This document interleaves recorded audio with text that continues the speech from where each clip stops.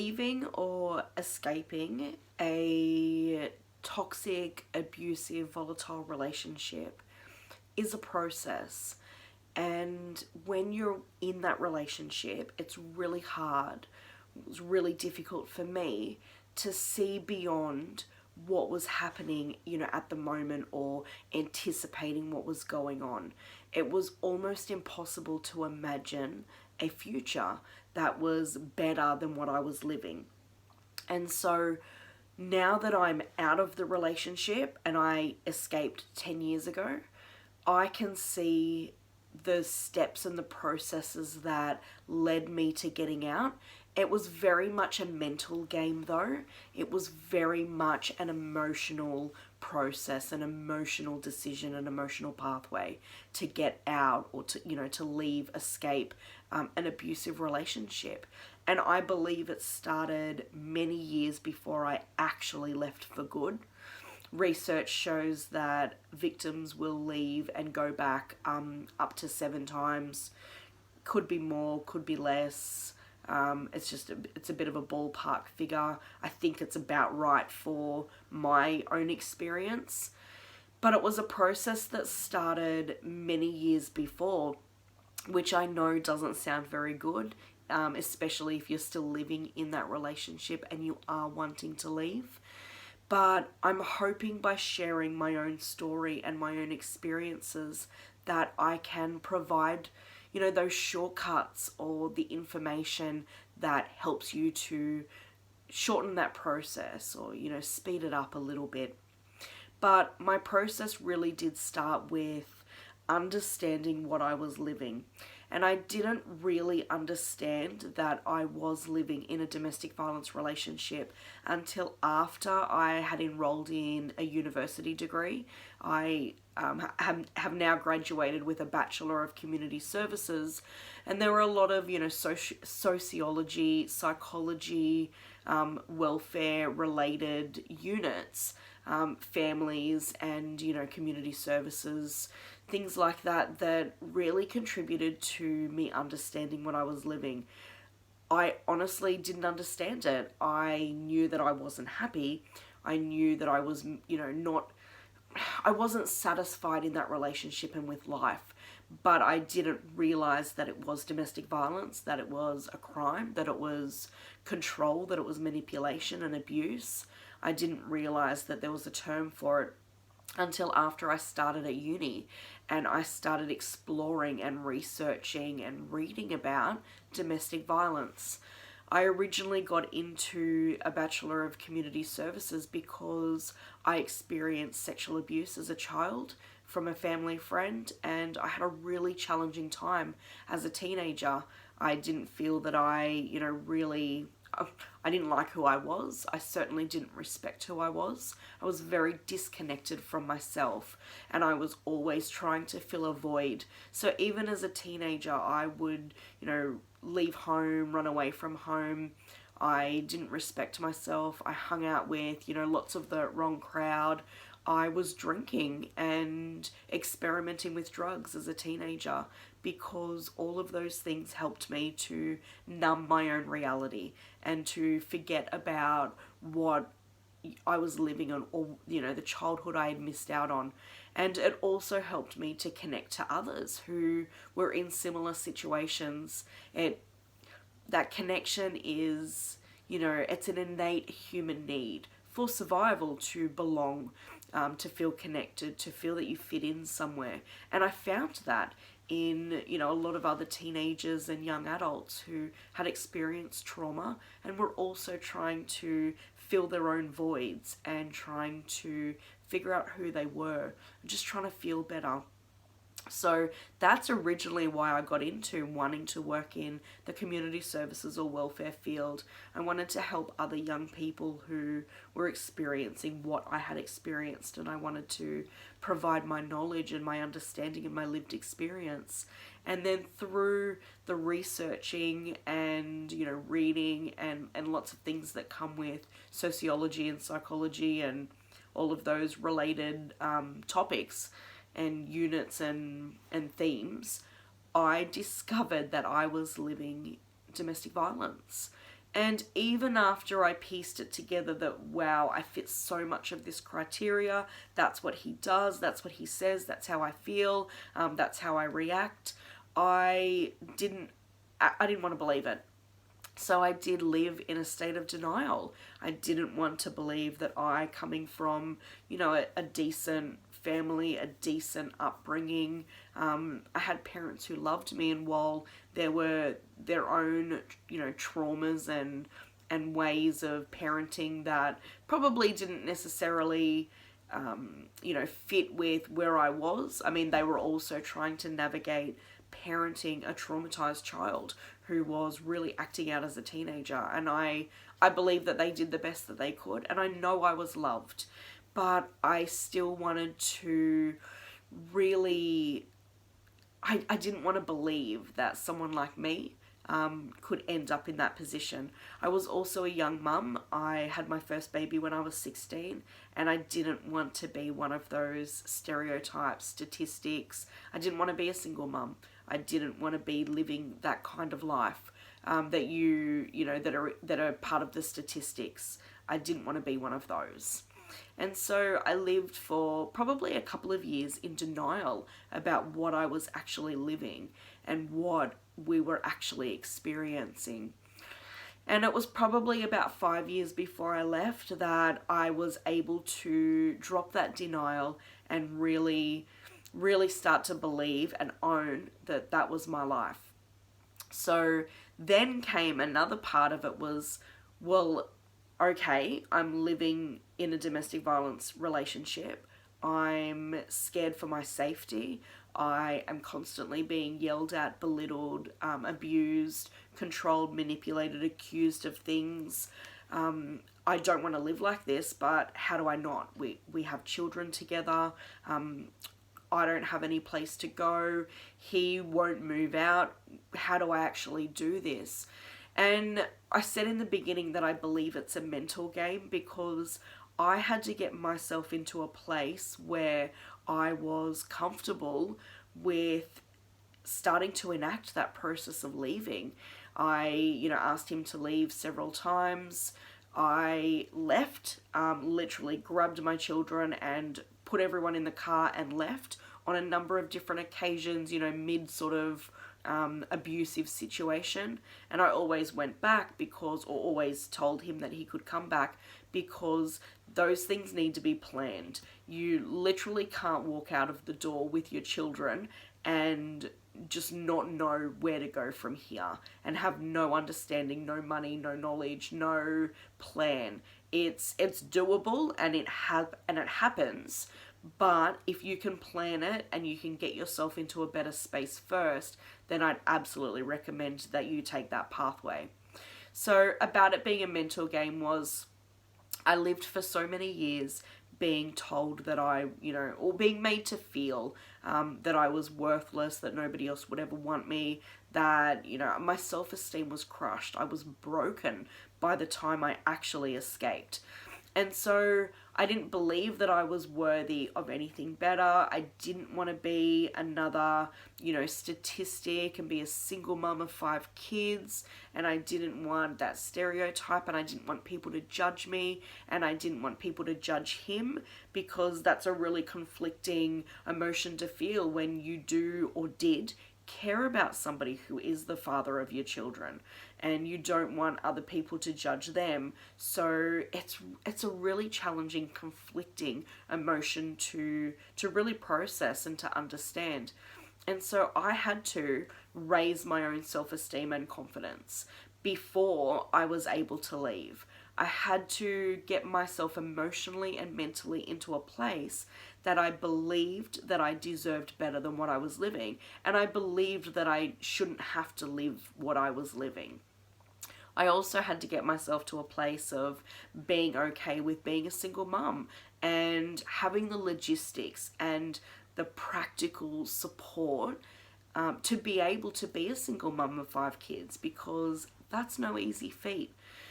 So it was probably about 5 years before I did escape with, there was a whole weekend of just escalating abuse and violence police were involved. I applied for a no contact AVO. He was charged. He did have to appear before court, and that was my defining moment of, if I go back home now, I'm leaving in a body bag. So this has to be my decision. I have to leave. But I'd spent a few years getting myself to the place that I could deal with that a lot better than what I had previously. He had assaulted me probably about, I think it was about 3 years before that moment. I called the police. There was an AVO. And I went to court and varied the AVO so that he could come back to the home. And then he was back in the house. And I hated myself ever since, from that moment, because I thought, oh my God, Lisa, you had the opportunity to end the relationship. There was the AVO in place. He wasn't allowed at the home. And I believed all of the, I'm sorry, I'll change, I will do better, I just want us to be a family, because I wanted that too. And so I spent those 3 years really trying to understand and build myself up by using, the strategies that I use today, with meditation, mindfulness, raising my self-confidence, building up my support network, because they were absolutely crucial when I did actually leave. They were absolutely crucial to me being able to continue being a single mum, and working full-time at the time, and providing that support and offering me that connection, friendship, that listening ear, so that I could process what I had experienced and what I was experiencing with all these new emotions and feelings and, fear and grief and lots of things that I was feeling. And also being able to continue parenting my children who were also experiencing their own traumas of growing up with domestic violence. So it was definitely a process. I don't think that anybody ever just leaves with no previous thought about it. Maybe early on in the relationship that's easier when there's no history and there's no children shared, or businesses or houses or assets, or even your social mutual friends. Maybe that's easier to just pack up and leave, but when you've been in that relationship and there are children involved and there's extra stuff that makes it difficult, makes it challenging, just changes the dynamics. You have to plan these things. The most dangerous time in a relationship, in an abusive relationship, is when the victim has made those decisions to leave, has told the abuser, their partner, that they want to leave, that they want a separation. And in those, some say 3 months, some say up to 12 months after the separation, those are the most dangerous times in an abusive relationship, because the abuser usually feels like they've lost control of you and control of, how other people perceive it, the relationship. There's a different dynamic. They're also feeling their own sort of emotions, and victims die. Victims die during that time because it escalates, and it's scary and it's dangerous, and it's what we see through the media, and it's what we see through the domestic violence services with their clientele. We know that's a dangerous time, and that planning is a more effective way to leave a relationship when you have those plans in place. So yeah, it's been a process. It's been a long time. It was a long time from first understanding that it was domestic violence, then getting out of the denial of not wanting to be a victim, because I perceived, the word victim and, to be somebody who's weak and somebody who just wasn't independent, couldn't manage. And I felt like that wasn't me, and I didn't want it to be me. So it was about building up my own confidence, my own support network, building up my understanding and my knowledge of what was going on, because it's very easy to drop into the I'm crazy, I've heard this wrong, I don't know what I'm talking about, maybe I'm overreacting, maybe I'm too sensitive. And we talk ourselves down like that during different situations. So you kind of have to get yourself into a position where you know that it's a game, and obviously it's not a fun game, but it's a game, and the terms like gaslighting, coercive control, and that, you know, come along with domestic violence, you do have to sort of build a strategy for either overcoming that or being able to not let it affect you and not let it impact you, because we all have our things that we do which are referred to as acts of resistance. For instance, if you notice that your partner begins to escalate, you may do something like usher the children into a bedroom. You may start to go into fawn, which is people pleasing, try and soften that mood. You know, what can I do to make you happy? How can I change this mood? We all have our processes and our strategies and our tools that we use in order to keep ourselves safe and keep our children safe. And so when you start to realize that it is a game, like it's a strategy, that you're not the only one who experiences it, it's actually common, very common amongst domestic violence relationships for abusers to enact, because it's a strategy, it's domestic violence. It's not just something the abuser has just made up and just created. It's researched, it's well documented, it's known. And so understanding that those things aren't about you and that it does come from the abuser, it's also important to almost detach from that as well. And it's very challenging, because you care about the person that, you know, you're with, or the father or mother of your children, that partner, because you remember all of those good times, and you remember that they used to be a different person, and you know that there was a different person in there, and you always live in hope that it's going to go back to that, or that it will change, or that it will improve. So like I said before, it's a really conflicting emotion, but you do have to somewhat emotionally detach yourself from that person in a way, because their behavior is violent, abusive, and it's not okay, and it can cause injury, and it can lead to death for you. It causes lots of trauma. Abusive behavior causes trauma, and it causes injury, and it causes harm, and it impacts on you and your children and your family and those around you and whole communities.